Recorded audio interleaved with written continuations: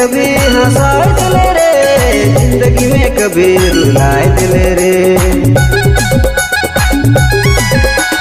जिंदगी में कभी हंसाए दिले रे, जिंदगी में कभी रुलाए दिले रे।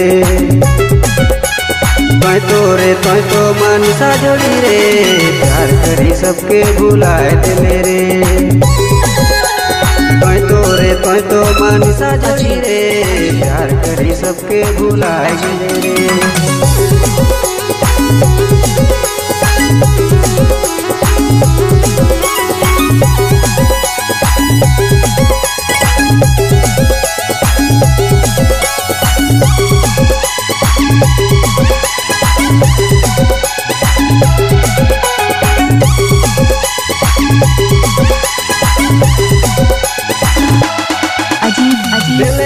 प्यार निकाले तो जखम, बताए देनी का कमी होल सनम।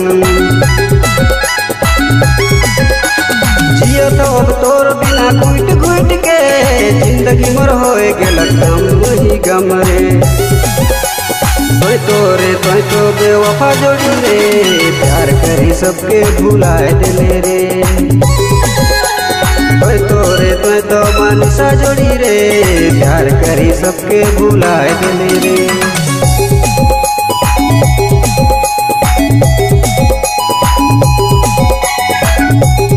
अजीत अजीत अजीत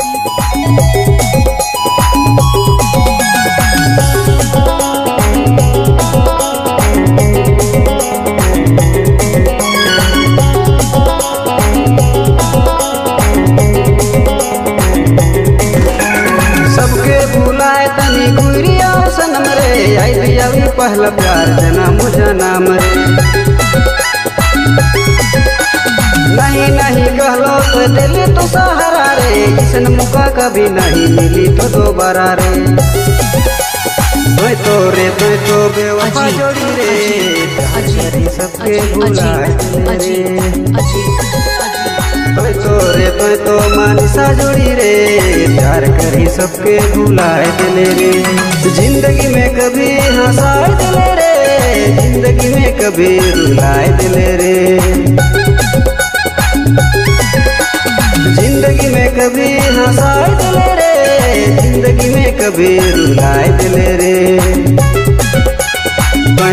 तोय तो मनसा जोड़ी रे, प्यार करी सबके भुलाए दिले रे।